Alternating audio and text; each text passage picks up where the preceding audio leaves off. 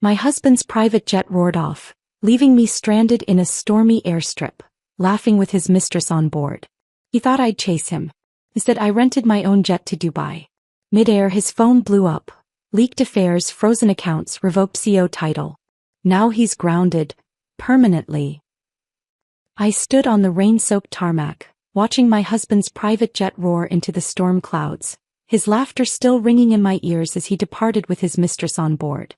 In that moment, the jet, purchased with my father's company profits, became the perfect symbol of Robert's betrayal.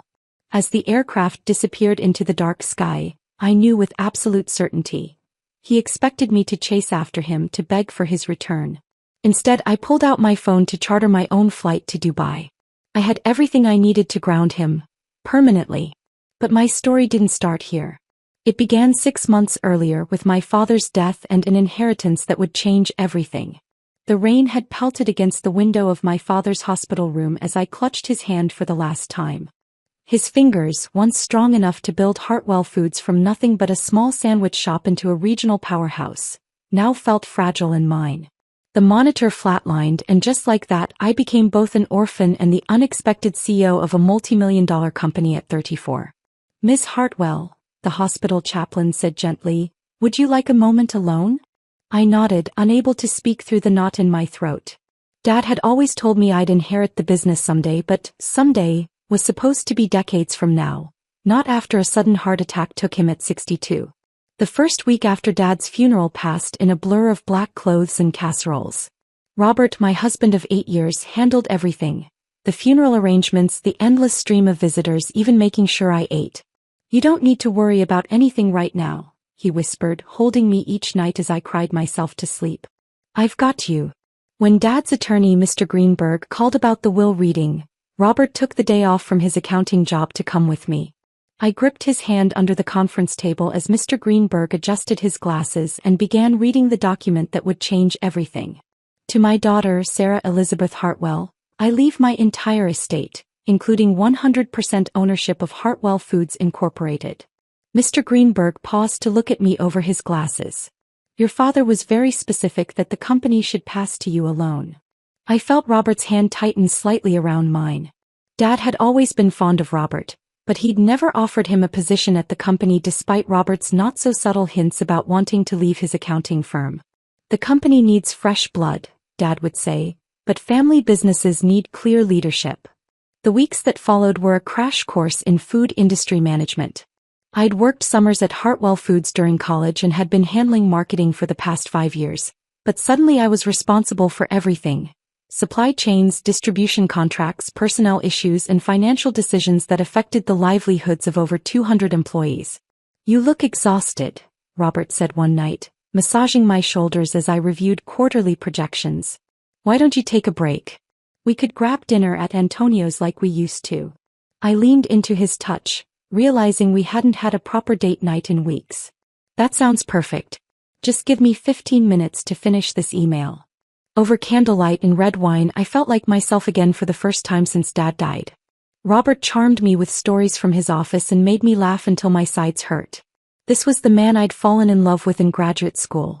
Supportive, funny, and able to make me forget my worries. "Thank you," I said, reaching across the table for his hand. "For everything these past months. I couldn't have managed without you." He smiled, but something flickered in his eyes. "Happy to help. Though I wish I could do more than just be your shoulder to cry on. I've been thinking, maybe I could help with the company finances? Take some of the burden off you." I hesitated. Robert was brilliant with numbers, but Dad's warning about clear leadership echoed in my mind. "Let me think about it," I said gently. "Right now, I'm still figuring things out myself." As spring turned to summer, I slowly found my footing at Hartwell Foods. The company had been Dad's life's work, and I was determined to honor his legacy. We launched a new line of organic sauces that had been Dad's pet project before he died, and sales exceeded our projections by 30%. "We should celebrate," Robert suggested when I shared the good news. "This calls for champagne." That night, as we toasted to success, I noticed how genuinely happy Robert seemed for me. He'd been my rock throughout this transition, never complaining when I worked late or brought spreadsheets to bed. In that moment, I made a decision. Robert's 40th birthday was approaching in August and I wanted to do something meaningful. Something that showed him how much his support meant to me. After consulting with Mr. Greenberg about the legalities, I decided to gift Robert half of my shares in Hartwell Foods. Are you certain about this, Ms. Hartwell? Mr. Greenberg asked, peering at me with concern. Your father was quite adamant about keeping ownership within the direct bloodline. Dad didn't know how essential Robert would become, I insisted. Besides, we're family too. Mr. Greenberg prepared the paperwork with reluctance, and I planned an intimate birthday dinner at home to present my gift. I spent the day cooking Robert's favorites, beef Wellington with truffle mashed potatoes and chocolate soufflé, and set the dining room table with our best china. What's all this? Robert asked when he came home, eyes widening at the candlelit setup. Happy birthday, I said, kissing him. I wanted tonight to be special. After dinner, I handed him a small box containing a vintage watch I'd found at an antique store. He admired it with appropriate enthusiasm, but I could tell he'd expected something different. That's when I pulled out the leather portfolio containing the share certificates. There's one more thing, I said nervously. Something to show you how much your support has meant during this difficult time. I placed the portfolio in his hands. I want us to be partners in everything, including Dad's company. Robert opened the portfolio slowly, his expression shifting from curiosity to disbelief as he realized what he was holding. 50% of Hartwell Foods? He whispered, looking up at me. Sarah, are you serious? Completely, I smiled. You've been my rock. I couldn't think of anyone better to share this with. He surged forward to embrace me, lifting me slightly off the ground in his enthusiasm. You won't regret this, he promised, eyes shining with what I took for gratitude. We're going to take Hartwell Foods to places your father never dreamed of. The change was subtle at first. Robert started coming to the office with me, sitting in on meetings, offering suggestions. The staff seemed to like him. He remembered everyone's names, brought donuts on Fridays, and stayed late to help solve problems. Your husband's quite the charmer, Rita, my assistant who'd worked for Dad for 20 years, observed one afternoon. He's always been good with people, I agreed, watching through my office window as Robert chatted animatedly with our sales team. Looking back, I should have noticed the warning signs. The way Robert began scheduling meetings without consulting me. How he started using I instead of we when discussing company decisions. The subtle shift in how staff increasingly went to him with questions rather than me. One evening I overheard him on the phone in his home office, door slightly ajar. Don't worry about Sarah, he was saying in a low voice. She's still dealing with her grief. Just send the proposal directly to me and I'll make sure it gets approved. I froze, hand raised to knock. Who was he talking to? And why would they bypass me on a proposal? Before I could process this, Robert continued, the acquisition looks promising. With her father gone, there's nobody left who remembers the old handshake agreements. We can move forward without any complications. My chest tightened. Acquisition? What acquisition? I quietly backed away from the door, mind racing. That night, I lay awake beside him, wondering if I'd made a terrible mistake. Dad's voice seemed to whisper in my ear, family businesses need clear leadership. But Robert was family, my husband, my partner, my support system. Surely I was overthinking this.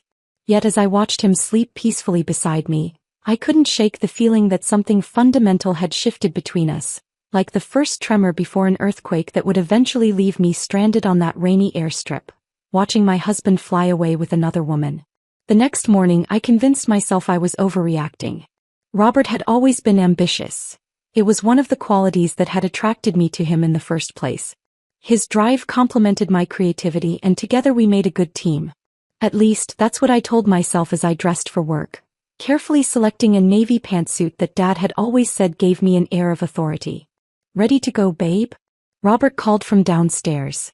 He'd started driving us to work together, another small change that had seemed thoughtful at first. Now I wondered if it was just another way to keep tabs on my movements.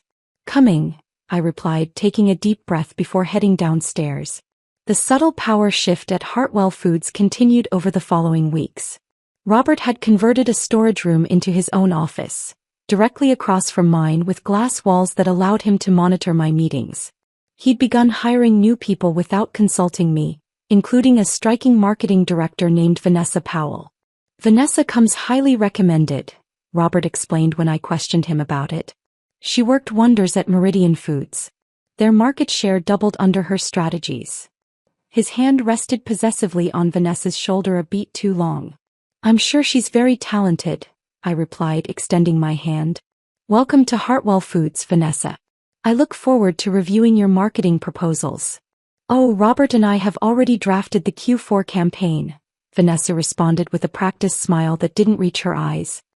He approved everything yesterday. I maintained my professional smile while feeling a knot form in my stomach. I see. Well, I'd still appreciate being kept in the loop on all major campaigns. This is still my father's company. Our company, Robert corrected with a tight smile. And of course we'll keep you informed. That evening over dinner I tried to broach the subject. Robert, I felt blindsided today about the marketing plans. We need to make these decisions together. Sarah, he sighed, setting down his fork. You've been so stressed lately. I'm just trying to take some pressure off you. Vanessa has brilliant ideas and I didn't want to bother you with routine approvals. Routine approvals? The Q4 marketing campaign is our biggest push of the year. I struggled to keep my voice level. Dad always said marketing was the heartbeat of the company. Your father ran things his way, we need to evolve. Robert's voice took on a patronizing tone I'd never heard before. Markets change, competition increases. We can't rely on outdated thinking anymore. The words stung like a slap. Dad had built Hartwell Foods through innovation and personal connections with clients. His approach wasn't outdated, it was the foundation of our success. Robert must have seen the hurt in my eyes because his tone softened. I'm sorry, that came out wrong. I just meant that together we can build on your father's legacy, make it even stronger. He reached for my hand. Trust me, Sarah. This is what's best for the company. I nodded, swallowing my objections. But that night I pulled out the company bylaws, reading until my eyes burned. As equal shareholders, Robert couldn't make unilateral decisions without my signature on major changes, at least in theory. In practice, he seemed to be finding ways around every safeguard. The following Tuesday I arrived at the office early to find the conference room doors closed, voices murmuring inside. Through the frosted glass I could make out Robert's silhouette alongside several board members and Vanessa. Excuse me, I said, pushing open the door. The conversation halted abruptly. What's going on? Just a quick strategy meeting, Robert explained smoothly. Didn't want to wake you this morning. You were sleeping so soundly. A strategy meeting that the CEO wasn't invited to? I asked, looking around the table. Several board members, men who'd played golf with my father for decades, couldn't meet my eyes. It was impromptu, Vanessa offered, her manicured fingers tapping a folder protectively. We were just discussing preliminary ideas for the expansion. What expansion? The words came out sharper than I intended. An uncomfortable silence settled over the room before Robert stood. Let's talk in your office, he suggested, guiding me by the elbow like a child having a tantrum. Once the door closed behind us, his friendly demeanor evaporated. You're embarrassing yourself, Sarah, he hissed. These people need to see strong leadership, not emotional outbursts. Emotional? You're holding secret meetings about major company decisions without me. It wasn't secret. It was preliminary. We're exploring acquisition opportunities in the Southwest. I was going to brief you once we had concrete numbers. That's not how this works, Robert. We make those decisions together. His expression softened, but his eyes remained cold. You're right. I apologize. I've been pushing too hard. He checked his watch. Let me make it up to you. Dinner tonight at Le Bernardin? We can talk through everything properly. I wanted to refuse, to demand answers immediately, but several employees were watching through the glass walls. Fine. Dinner. But dinner never happened. At 6:30, Robert texted that he was caught in an emergency meeting with potential investors. When I called the restaurant to cancel, they had no record of our reservation. Our wedding anniversary the following week passed without acknowledgement. Robert claimed he'd been caught up in work and promised to make it up to me. Our favorite weekend traditions, Saturday morning hikes, Sunday brunches, gradually disappeared as he scheduled business meetings or golf outings with new clients. Home became an empty shell. We occupied the same space but lived increasingly separate lives. I'd wake to find his side of the bed untouched, a text explaining he'd crashed in his office after a late night. The few times we did share dinner, his phone buzzed constantly with urgent messages he needed to address. I signed the Henderson contract today, I mentioned one evening, breaking the silence between us. It was a significant deal I'd been working on for months, one that would have made Dad proud. That's nice, Robert replied absently, thumbs flying over his phone screen. Vanessa and I closed with Westmont Foods. They're considering acquiring our new sauce line for national distribution. My fork clattered against the plate. Westmont Foods. They're our biggest competitor. Robert finally looked up. Not anymore. Now they're our biggest opportunity for growth. Dad would never have partnered with Westmont. They undercut small businesses and use inferior ingredients. Your father isn't running this company anymore, Robert snapped. The silence that followed was deafening. In that moment, I saw Robert clearly for the first time since Dad died. A stranger wearing my husband's face. Later that week, I was searching for a missing contract in Robert's office when I found a hotel receipt tucked in his desk drawer. 4 nights at the Grand Hyatt. During the week he claimed to be at a food industry conference in Chicago. The guest name listed, Robert Hartwell and Vanessa Powell. My legs gave out and I sank into his chair, the paper trembling in my hand. A text notification lit up his desktop computer screen. Can't wait for tonight. V. That evening I watched him pack his overnight bag. Another late meeting? I asked, my voice unnaturally calm. Strategy session for the Westmont deal, he replied without looking up. Don't wait up. I nodded, retreating to our bedroom where I curled up on Dad's old armchair, the one piece of furniture I'd insisted on keeping after he died. Wrapped in the familiar smell of worn leather, I finally acknowledged what I'd been denying for months. The company Dad built was slipping through my fingers, along with my marriage. And the worst part was that I had handed Robert the tools to dismantle both. Morning came with a decision. I could either continue pretending everything was fine while my world crumbled around me, or I could fight for what remained of my marriage and my father's legacy. I chose to fight.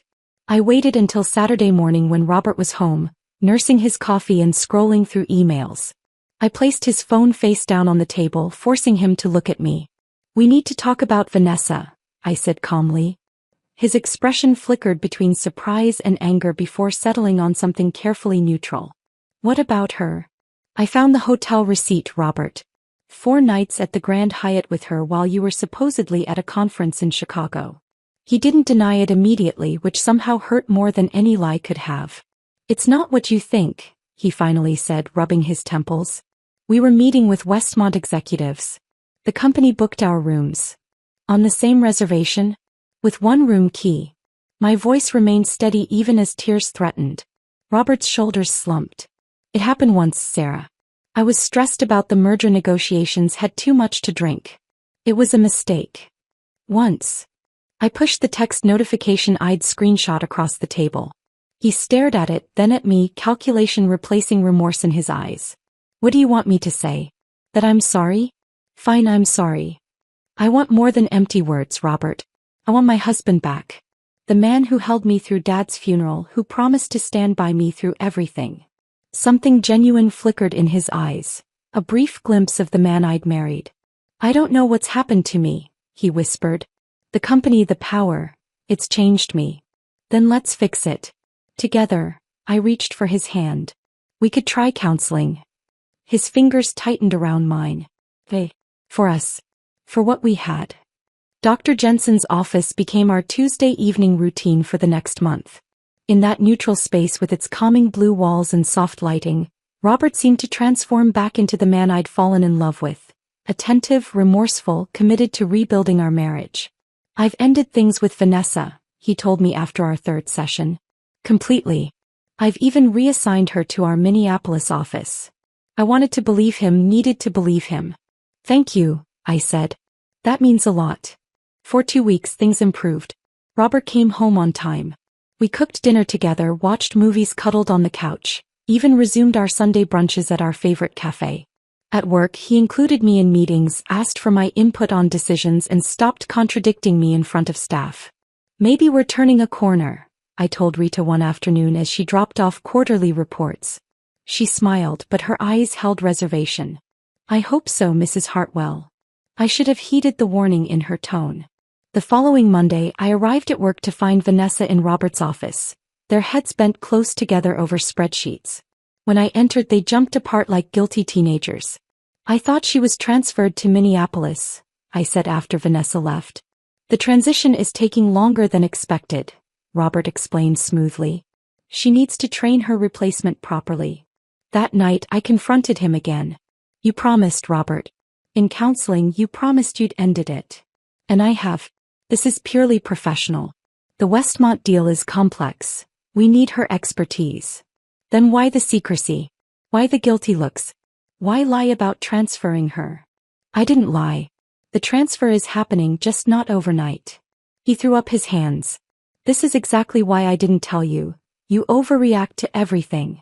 Overreact?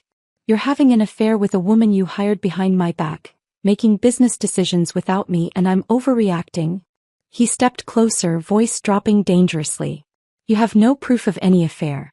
And if I've taken control of some decisions, it's because someone needs to think about the business instead of clinging to Daddy's outdated methods.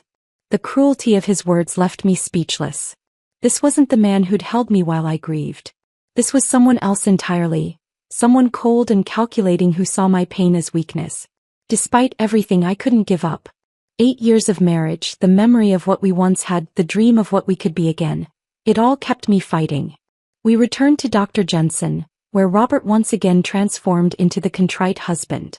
I said terrible things, he admitted in session. Sarah's father was a brilliant businessman, and I was wrong to dismiss his legacy. Dr. Jensen nodded. Robert, can you understand why Sarah might find it difficult to trust your sincerity given the pattern of promises followed by disappointments? I do, he said, looking directly at me. And I want to prove myself. What if we plan something special for the company's anniversary next month?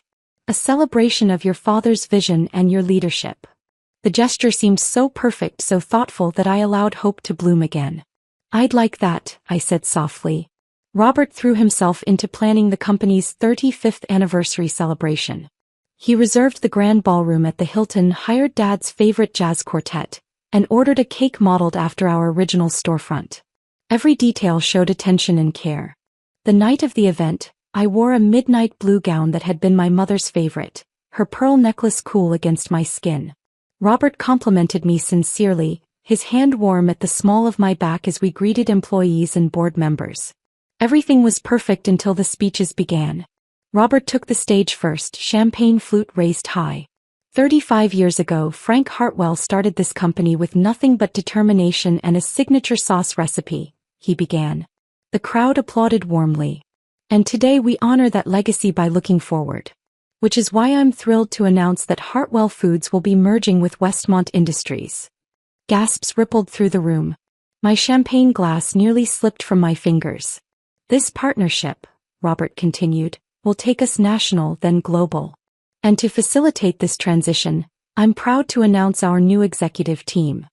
I stood frozen as he introduced Vanessa as Executive Vice President and 3 Westmont executives as new board members. My name wasn't mentioned once. In one calculated move, Robert had announced a merger I hadn't approved and restructured the company without my consent. When he finally returned to my side, his smile was triumphant. Surprised, he whispered. How could you? My voice barely carried over the applause. The papers are already filed. Board approved it this morning in a special session. He clinked his glass against mine. Smile, Sarah. We're celebrating. That night, after mechanical goodbyes to confused employees, I locked myself in Dad's home office. With shaking hands, I logged into the company's financial system, accessing reports Robert thought I never reviewed. What I found confirmed my worst fears. Robert had been systematically moving company assets into new accounts where I wasn't a signatory. Small transfers at first, growing bolder over time. Most troubling was a newly formed offshore entity that now owned our patents and trademarks, including Dad's original sauce recipes. On paper, Hartwell Foods was becoming an empty shell, its value stripped away piece by piece. The realization struck me with physical force. Robert wasn't just betraying our marriage. He was orchestrating my complete removal from the company, ensuring that when he finally discarded me, I'd be left with nothing of Dad's legacy. Tears blurred my vision, but beneath the pain something else crystallized. A cold, clear determination. This wasn't just about saving my marriage anymore. Some things shouldn't, be saved. This was about survival. I spent the night compiling evidence, downloading financial records, taking screenshots of suspicious transactions, and copying emails I'd been blind to before. By dawn, I had assembled enough evidence to show that Robert had been systematically looting the company. But confronting him with it would only warn him, giving him time to cover his tracks or accelerate his plans. I needed legal advice, but I couldn't risk using our family attorney who had clearly sided with Robert during the merger announcement. I remembered Elena Vasquez, a fierce corporate lawyer Mom had befriended years ago. I made an appointment for later that week, careful to use my personal email rather than my company account. Meanwhile, Robert seemed energized by his public coup at the anniversary party.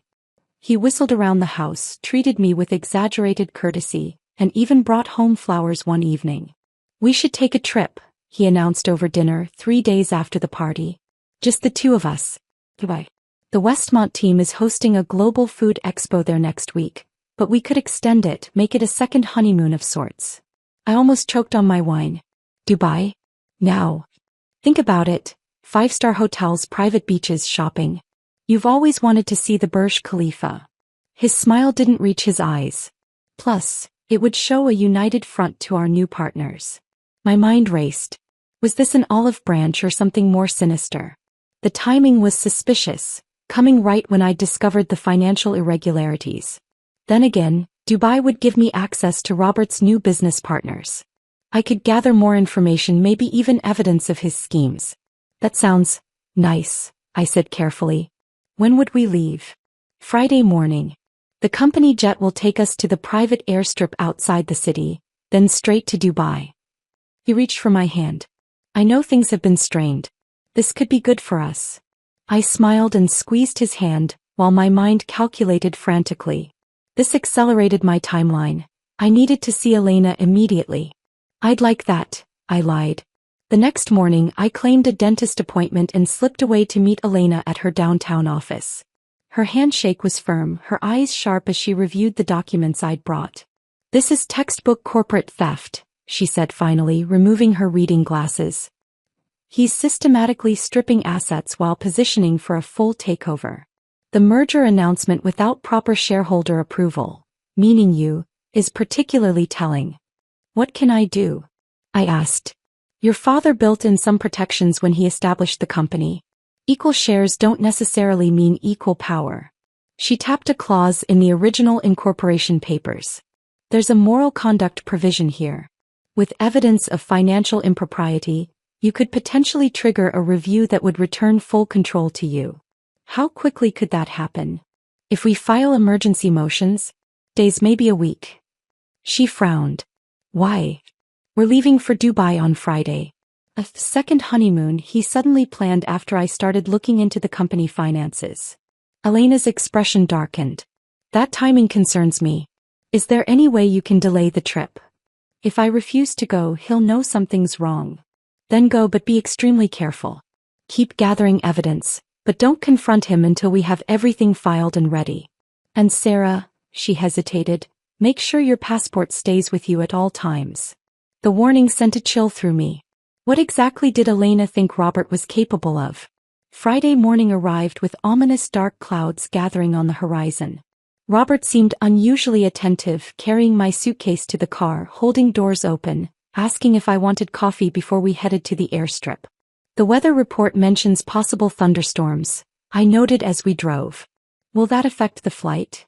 "We'll get out before the worst hits," he assured me, one hand resting on my knee. The gesture felt possessive rather than affectionate. The private airstrip was small. A single runway, a modest terminal building, and a few hangars. Our company jet waited on the tarmac, its steps already lowered, the pilot doing final checks. The first fat raindrops began to fall as we pulled up. "Go ahead and board," Robert said, checking his phone. "I need to make a quick call." I nodded and stepped out into the increasing rain, pulling my light jacket tighter. The wind whipped my hair as I approached the jet, my wheelie bag bumping over the uneven pavement. Before climbing the steps, I glanced back toward Robert, still sitting in the car. That's when I saw another vehicle approaching. A sleek black sedan that pulled up directly behind our car. The back door opened and Vanessa emerged, her red dress vivid against the darkening sky, an overnight bag in hand. She hurried to our car, slipping into the passenger seat beside Robert. I froze on the first step of the jet stairs.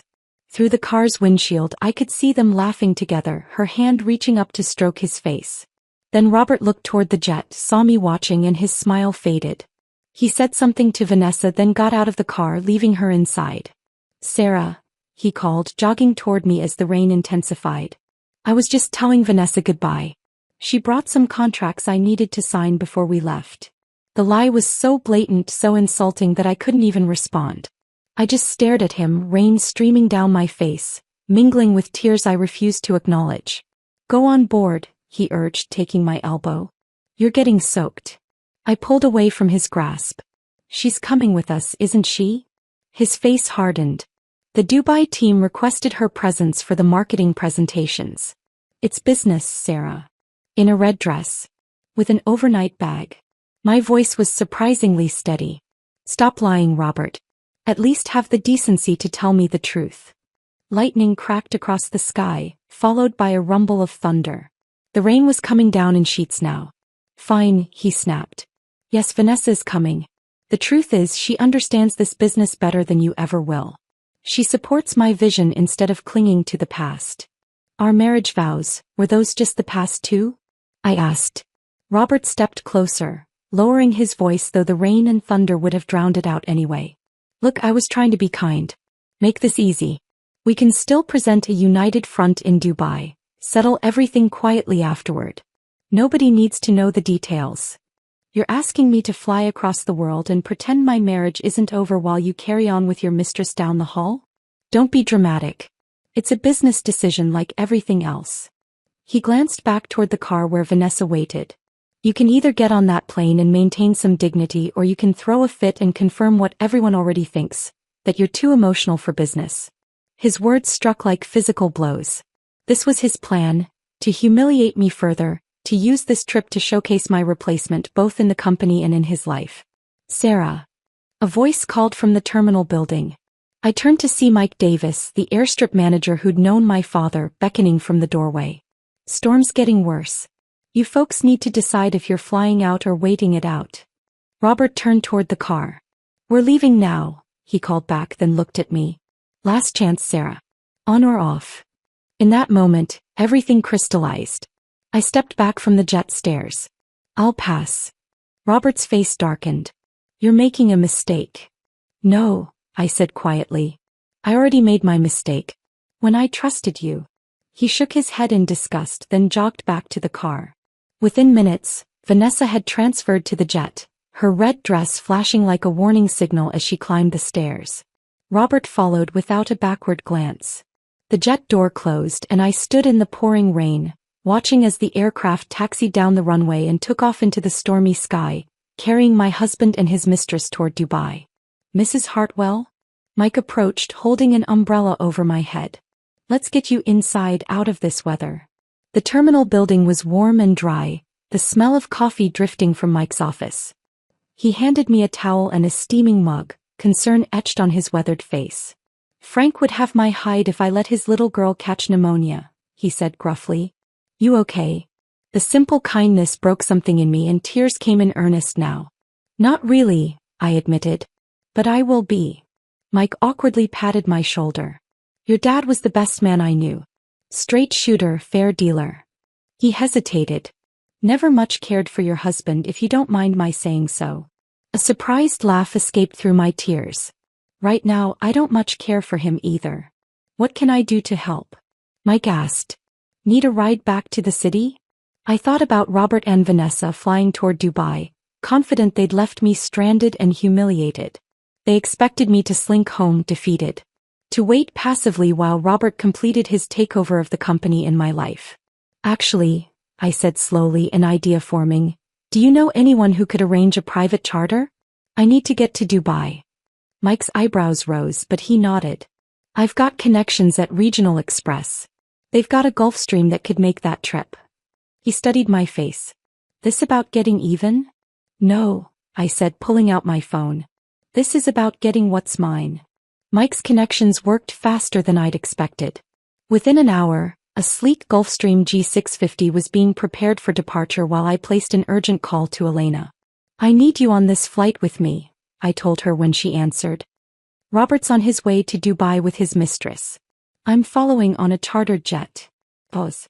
Sarah, are you sure about this? Flying halfway around the world in your emotional state. I've never been more clear-headed, I interrupted. But I need legal counsel and I trust you.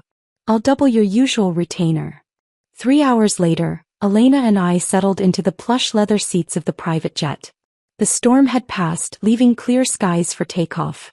As we climbed through the clouds, I felt a strange calm replace the turbulent emotions of the past weeks. This wasn't about chasing Robert or saving my marriage anymore. This was about reclaiming what was rightfully mine. We have approximately 14 hours before we land in Dubai, Elena said, spreading documents across the table between us. Robert will have about a 5-hour head start. Good, I nodded. That gives him time to get comfortable, to think he's won. Elena smiled approvingly. I've been making calls. Judge Winters, she played golf with your father, has agreed to review our emergency motion immediately. If she agrees, and I believe she will, you'll have temporary controlling interest in Hartwell Foods by the time we land. What about the offshore accounts? I asked. The trademarks he transferred? That's where this gets interesting. Elena pulled out her laptop. Your father was more careful than Robert realized. The operating agreement has a provision that any IP transfer requires approval from all original shareholders or their direct heirs. Since you inherited directly from your father, and these transfers happened after his death without your explicit consent, they're invalid, I finished, a spark of hope igniting. Potentially. But we need evidence that you didn't approve them. I pointed to my carry-on. I've downloaded every email, every document I've signed since Dad died. Nothing about IP transfers. For the next 3 hours we combed through paperwork, building our case piece by piece. Elena drafted legal motions while I compiled a chronology of Robert's deceptions. The pattern was damning. Each step calculated to marginalize me while he consolidated power. There's one more thing we should address, Elena said as we prepared to submit the emergency filing electronically. Your marriage. My hand paused over the keyboard. Despite everything, a pang of grief hit me. What about it? From a strategic standpoint, you should consider filing for divorce immediately. It strengthens your position regarding company control and prevents Robert from claiming marital assets if the court rules in your favor. The word divorce hung in the air. 8 years of marriage, ending with a legal document filed from 40,000 feet above the Atlantic. Yet the decision felt surprisingly easy. Draft the papers, I said quietly. He made his choice at that airstrip. With our legal documents filed, Elena suggested I rest, but sleep was impossible. Instead, I began the next phase of our plan, gathering evidence of Robert's affair for potential breach of the moral conduct provision. I'd already saved screenshots of text messages glimpsed on his phone and photos taken at company events that showed his inappropriate closeness with Vanessa. But I needed more evidence of their collusion in company decisions, proof that their relationship had affected business operations. I remembered Robert often working on his personal laptop, which synchronized to our home cloud storage. Had he been careless enough to leave a trail there? I logged in remotely and found a treasure trove of evidence. Emails between Robert and Vanessa dating back months before he hired her. Budget reallocations diverting funds from my marketing department to projects they controlled. Draft agreements for the Westmont merger with sections highlighting how to minimize my role. Most damning was a PowerPoint presentation titled Hartwell Restructuring with a slide labeled Sarah Exit Strategy. It detailed 3 options: buy out my shares at a fraction of their worth, create enough corporate pressure that I would resign voluntarily, or, the option marked as preferred, use the Dubai trip to negotiate a private separation agreement, where I would cede control to avoid public embarrassment. My hands trembled as I downloaded everything, forwarding copies to Elena and to a secure email account I'd created. I was just closing the laptop when Elena returned from making calls in the private cabin section. We have news, she announced, her expression triumphant. Judge Winters has granted our emergency motion. Effective immediately, you have controlling interest in Hartwell Foods pending a full hearing. What does that mean practically? I asked. It means you can rescind any unauthorized decisions including the Westmont merger announcement. And you can restrict access to company accounts. She handed me a sheaf of papers. These need your signature. Then we contact the bank. By hour 10 of our flight, I had signed documents freezing the company's primary accounts, restricting Robert's access to corporate systems, and initiating a formal review of all transactions made without proper authorization over the past 6 months. Each signature felt like reclaiming a piece of myself. We should prepare a public statement, Elena suggested as we entered the final stretch of our journey. Something measured but firm that establishes your authority without airing all the dirty laundry. I nodded, thinking of the loyal employees who had looked confused at the anniversary party. They deserved to know that Hartwell Foods wasn't being sold off to the highest bidder, that my father's legacy would continue. As I drafted the statement, my phone pinged with an email notification. Our IT director, responding to Elena's request, had tracked login activity on Robert's company accounts. He was currently accessing financial records from his hotel in Dubai, likely preparing for meetings with Westmont executives. He has no idea what's coming, I murmured. That's the advantage of being underestimated, Elena replied with a smile. The last hour of the flight, I changed from my travel clothes into a sharp charcoal suit, one my father had always said made me look boardroom ready. I touched the pearl necklace at my throat, my mother's favorite, drawing strength from these small connections to my parents. You look formidable, Elena observed. I feel it, I realized, surprised by the truth of it. Somewhere over the Atlantic, the hurt and betrayed wife had been replaced by something stronger. A woman who knew her worth and was prepared to fight for what was hers. As we began our descent into Dubai, I made one final call, to Rita, my assistant, who had been quietly gathering information at my request. Everything's set, she confirmed. Security has been notified about restricted access to the systems. The board members will receive your statement at exactly 9 a.m. Dubai time. And I've contacted the conference organizers. They're adjusting the speaker schedule as you requested. Thank you, Rita. I couldn't have done this without you. Your father would be proud, she said softly before hanging up. The Dubai skyline appeared through the window, the Burj Khalifa towering over the desert city. Robert had been right about one thing. I had always wanted to see it. Just not like this, not under these circumstances. Or perhaps exactly like this, on my terms with my dignity intact, ready to take back what was mine. As the wheels touched down, my phone lit up with a text from the Hartwell Foods security team. Robert's access credentials had just been declined at the Westmont preliminary meeting. Soon his banking apps would show frozen accounts. His corporate email would display a lockout message. And waiting in his hotel room inbox would be my statement announcing the immediate termination of merger talks with Westmont and the review of all unauthorized transfers under his brief tenure. I smiled as I imagined his face when he realized what had happened, that I wasn't chasing after him begging for reconciliation, that while he'd been flying to Dubai believing he'd won, I had been executing the checkmate move. Ready? Elena asked as the jet came to a stop. I took a deep breath, feeling a new sense of purpose settle over me. Absolutely.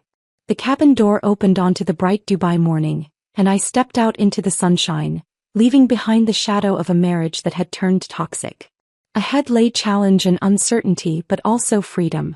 I was no longer fighting to save what had been lost. I was moving forward, reclaiming what was mine, and building something new from the solid foundation my father had created. For the first time in months, I felt like Frank Hartwell's daughter again. The lobby of the Grand Hyatt Dubai buzzed with activity as I strode through the gleaming marble entrance. The confidence in my step was new, a physical manifestation of the woman I'd become during that 14-hour flight. Elena walked beside me, legal documents tucked into her sleek briefcase, her presence both reassuring and formidable. Mr. and Mrs. Hartwell are in the Westmont meeting in the Al Manzil conference room, the concierge informed us after a quick call. Shall I announce you? No, I replied with a small smile. I'd prefer to surprise my husband. We took the elevator to the 3rd floor, the soft ping at each level matching the steady rhythm of my heartbeat. Not racing with anxiety as it would have days ago, but strong and measured, ready for confrontation. Outside the conference room, I paused to straighten my jacket and touch my mother's pearls once more. Through the frosted glass doors I could make out several figures seated around a long table. Robert's voice carried clearly, confident, almost gloating as he detailed plans for Hartwell Foods' future.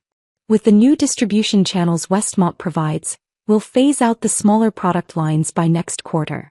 The original recipes can be modernized to appeal to broader markets. I pushed open the door. Every head turned as I entered, followed by Elena. Robert froze mid-sentence, his expression shifting from shock to confusion to carefully controlled anger. Sarah. He recovered quickly, flashing that charming smile that had once made my heart flutter. What a surprise. We weren't expecting you until later. Clearly, I replied, nodding politely to the Westmont executives who looked uncomfortably between us.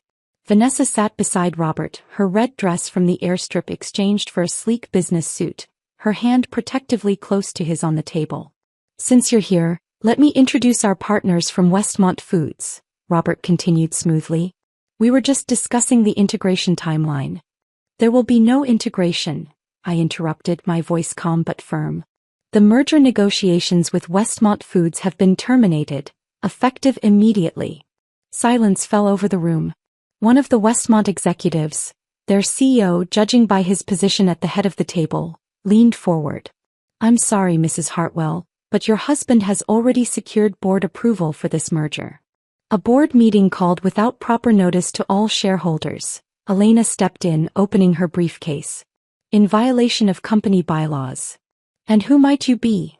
The CEO asked with thinly veiled irritation. Elena Vasquez, legal counsel for Hartwell Foods. She distributed copies of the court order to everyone at the table. As you can see, Judge Winters has granted emergency relief returning controlling interest to Ms. Hartwell pending review of numerous irregularities in recent company decisions. Robert snatched the document, his face darkening as he scanned the contents. This is ridiculous. You can't just. I already have, I said quietly. The company accounts have been frozen. Your access to corporate systems has been revoked. And the board has been notified of your immediate suspension pending investigation into financial improprieties. The room erupted. Westmont executives huddled together, whispering urgently. Vanessa's face had gone pale, her eyes darting between Robert and the exit as though calculating her best escape route. Robert pushed back from the table violently. We need to speak. Privately. I nodded, following him to a small sitting area in the corner of the conference room, still within sight but out of earshot of the others. What the hell do you think you're doing? He hissed, all pretense of civility gone. Exactly what my father would have done, I replied. Protecting what's mine. You'll regret this. I have contracts, agreements in place. Unauthorized agreements. Made without proper approval. I leaned closer. I found your Sarah exit strategy presentation, Robert. Very thorough. Particularly the part about using this trip to pressure me into signing away my rights. His expression faltered for just a moment before he regained his composure. We could have done this amicably. Now you're forcing a public battle that will damage the company's reputation. Is that what you want? What I want, I said steadily, is for you to step aside gracefully. Resign your position, agree to the divorce terms Elena has drafted and walk away. In return, I won't pursue criminal charges for the financial manipulations we've uncovered. You're bluffing, he scoffed. What financial manipulations? I pulled out my phone, scrolling through the evidence I'd compiled. Unauthorized transfers to offshore accounts. Trademark assignments without proper approval. Shall I continue? The forensic accountants will find everything, Robert. As the reality of his situation dawned on him, I saw something I'd never witnessed before. Genuine fear in Robert's eyes. His carefully constructed house of cards was collapsing around him, each card bearing the name of a lie he'd told, a betrayal he'd enacted. You need me, he said finally, his voice less certain. The board trusts me. The Westmont deal can't happen without me. The Westmont deal isn't happening at all, I corrected him. And as for the board, I checked my watch. They should be receiving my detailed report right about now, including evidence of how you've been systematically undermining the company since Dad died. From across the room, I noticed the Westmontso ending a phone call, his expression grave as he whispered something to his colleagues. Their postures changed immediately, shoulders stiffening, faces closing. Robert saw it too. "What did you do?" "I protected our company. The way Dad raced me to do." I stood up. "Your return flight has been booked for tomorrow morning. First class, commercial. The company jet is no longer at your disposal. You can't just." "I can. I have." I turned to walk away, then paused. "Oh, and Robert? Your company credit cards have been cancelled. You might want to check your personal accounts too. It seems the bank had some concerns about recent unusual activity." I rejoined Elena at the table, leaving Robert standing alone, his carefully cultivated power evaporating in real time. The Westmontso cleared his throat awkwardly. "Mrs. Hartwell, in light of these developments, I think it's best if we postpone any further discussions." "Mr. Chambers, there's nothing to postpone," I replied firmly. "Hartwell Foods is not for sale or merger. However, I'd be happy to discuss potential distribution partnerships that don't involve corporate integration." He studied me for a moment, then nodded with what looked like respect. "Perhaps we can schedule that conversation for another time." As the Westmont team gathered their materials, Vanessa sidled toward the door, clearly hoping to slip away unnoticed. "Ms. Powell," I called, stopping her in her tracks. "Human Resources will contact you regarding the termination of your employment. Please ensure all company property is returned before you leave Dubai." She flushed, glancing toward Robert, who stood frozen in place, still processing his fall from power. Without a word, she hurried from the room, loyalty evaporating in the face of consequence. When the last Westmont executive had departed, I turned to Robert. "You should know, the locks at the house have been changed." "Where am I supposed to go?" he demanded, the entitlement in his tone almost laughable now. "That's no longer my concern." I gathered my things, prepared to leave him standing alone in the emptying conference room. "Sarah," he called as I reached the door. "I built that company with you. It's as much mine as yours." I paused, turning to face him one last time. "No, Robert. You tried to steal what my father built. There's a difference." I let the truth settle between us. "You're grounded, Robert. Permanently." As Elena and I walked through the hotel lobby toward the bright Dubai sunshine, a weight lifted from my shoulders. For the first time since Dad died, I felt truly capable of carrying his legacy forward while creating my own. "What now?" Elena asked as we stepped outside. I looked up at the impossibly tall Burj Khalifa, stretching toward the sky. "Now we rebuild. My way." 3 days later, I returned to our headquarters, stepping into the familiar lobby with new purpose. Rita greeted me with a warm hug and a stack of messages. "The board wants to meet this afternoon. They've reviewed everything and are prepared to ratify your full reinstatement as CEO," she reported. "And Mr. Greenberg called twice." Robert signed the divorce papers without contest. "He didn't have much choice," I noted, glancing through the glass walls of what had been Robert's office. The maintenance crew was already removing his nameplate. "Your father's office is ready for you," Rita said, following my gaze. "Unless you'd prefer to keep yours?" I considered the question. Dad's corner office represented tradition, stability, legacy. My current space reflected where I'd started in this company, the marketing department that had been my domain before all this began. "Have them move my things to Dad's office," I decided. "But first, let's call the design team. I think it's time for some updates." Rita smiled knowingly. "Honoring tradition while embracing change?" "Exactly." I touched my mother's pearls, a tangible connection to my past. Dad built something amazing, but now it's my turn to lead. That evening, I stood at the window of the office that had once been my father's and was now irrevocably mine. The view of the city stretched before me, lights beginning to twinkle as dusk settled. On my desk sat a framed photo of Dad at the original Hartwell storefront, his proud smile captured forever. Beside it, I placed a new frame containing the first executive order I'd signed today. The reinstatement of Dad's original sauce recipe with my own subtle enhancement, a blend of traditional and new that represented everything Hartwell Foods would become under my leadership. "Well, Dad," I whispered to the empty room, "I almost lost it all. But I think you'd be proud of how I got it back." The company phone rang and I answered with my new greeting, "Sarah Hartwell, CEO of Hartwell Foods." How may I help you? The storm had passed, and I was finally flying on my own.